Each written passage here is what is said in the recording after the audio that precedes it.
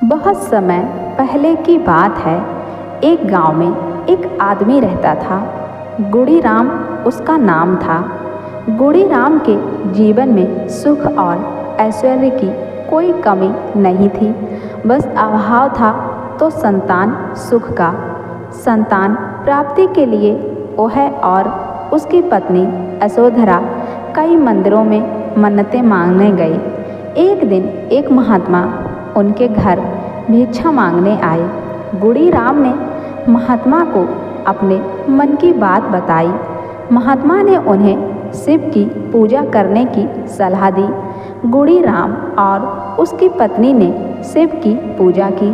शिव की कृपा से उनका एक बेटा हुआ। उसका नाम उन्होंने महेश रखा। एक रात गुड़ीराम को सपने में शिव जी दिखाई दिए और वे बोले, गुड़ीराम, तुम्हारे पुत्र का अल्पायु का योग है। शादी के बाद तुम्हारे पुत्र की मृत्यु हो जाएगी। गुड़ीराम ने सपने की बात यशोधरा से छिपाकर रख ली। महेश बड़ा हुआ तो उसे विद्या अध्ययन के लिए काशी भेज दिया गया।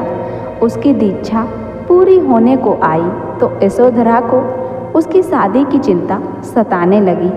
वह गुड़ीराम से महेश की शादी के बारे में बात करती तो वह टालता ही चला जाता।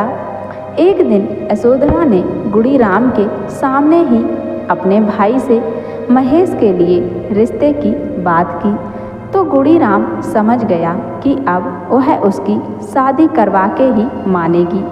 उसने महेश के लिए रिश्ता ढूंढना शुरू कर दिया। एक दिन गुड़ीराम कहीं जा रहा था। उसने रास्ते में 3 लड़कियों को बातें करते हुए सुना। एक लड़की कह रही थी, विधवा औरत का जीवन कितना दुखदायी होता है। ईश्वर की किसी औरत से उसका स्वाग न छीने। मेरे साथ ऐसा हो ही नहीं सकता। मुझे अपने सत्कर्मों पर पूरा विश्वास है।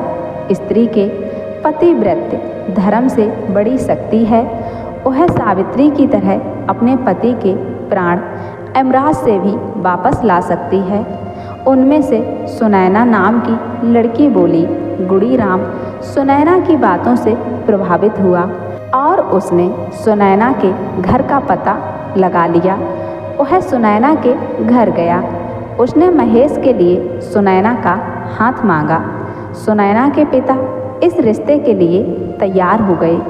महेश और सुनैना की सगाई कर दी गई और विवाह की तिथि भी तय हो गई। गुड़ीराम ने विवाह के लिए महेश को बुलवा भेजा। महेश दीक्षा पूरी करके काशी से घर वापस आ रहा था।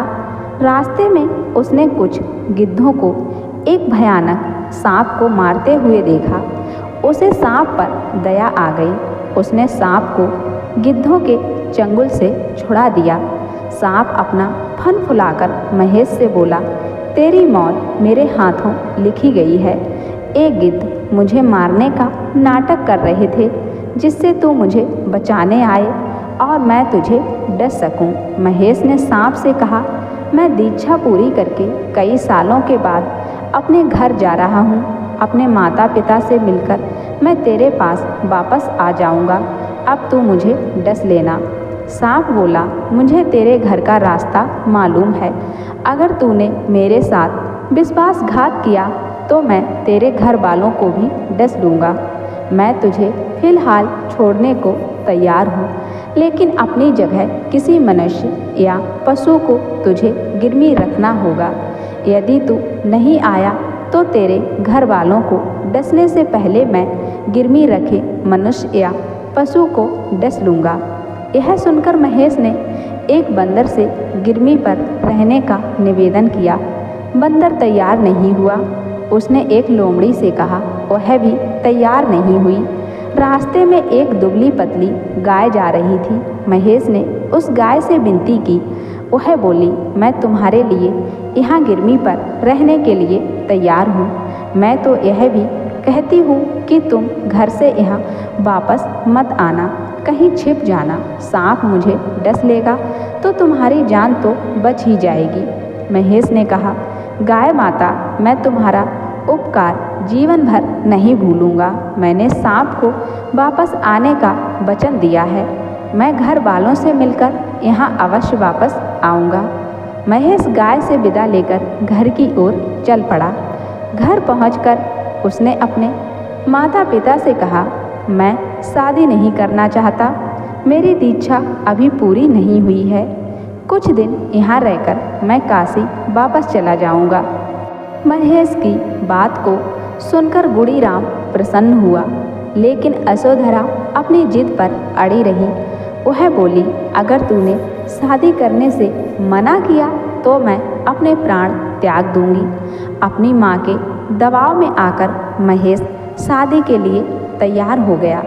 महेश और सुनैना की शादी धूमधाम से हो गई। शादी के बाद महेश ने सुनैना से कहा, मेरी दीक्षा अभी पूरी नहीं हुई है, मुझे काशी जाना है। तुम मेरे माता पिता के पास ही रहो। सुनैना नहीं मानी। वह महेश के साथ जाने को तैयार हो गई। महेश ने उसे सांप और गाय वाली बात बता दी। वे दोनों उस जगह पहुँचे जहाँ सांप और गाय खड़े थे। सांप ने महेश से कहा, अब तुम मरने के लिए तैयार हो जाओ। सुनैना बोली, सर्पराज, यदि तुमने मेरे स्वामी को मार दिया तो मैं कैसे जीऊँगी? मैं अकेली, असहाय और कष्टपूर्ण जीवन कैसे बिताऊँगी? तुम्हारे पति को मेरे हाथों मरने से कोई नहीं बचा सकता। पति की मौत के बाद तुम्हें डरने की कोई आवश्यकता नहीं है। किस प्रकार सांप की बात को सुनकर सुनैना बोली। सांप ने उसे एक चमकती हुई चीज़ दी और बोला, यह भस्म कंकड़ है। कोई शत्रु तुम्हें कष्ट पहुँचाए तो इसके सामने उसका नाम लेकर भस्म हो जा कहना। शत्रु कुछ ही देर में भस्म हो जाएगा। सुनैना ने भस्म कंकड़ को हाथ में ले लिया। मेरे पति ने तुझे गिद्धों के चंगुल से मुक्त किया। तूने मेरे पति का एहसान मानने की बजाय उन्हें ही मारना चाहा। इस समय तू मेरा सबसे बड़ा शत्रु है। सर्पराज, मरने के लिए तैयार हो जाओ। सांप से ऐसा कहकर सुनैना ने भस्म कंकड़ के सामने उसका नाम लेकर भस्म हो जा कहा। देखते ही देखते सांप राख की ढेरी में बदल गया। और इस तरह एक सुनैना ने, यानी एक पतिव्रता औरत ने अपने पति की जान बचा ली और उसके पति का मृत्यु योग भी खत्म हो गया। तो दोस्तों, कहते हैं ना कि अच्छे विचार हों तो जीवन में सब कुछ अच्छा ही होता है।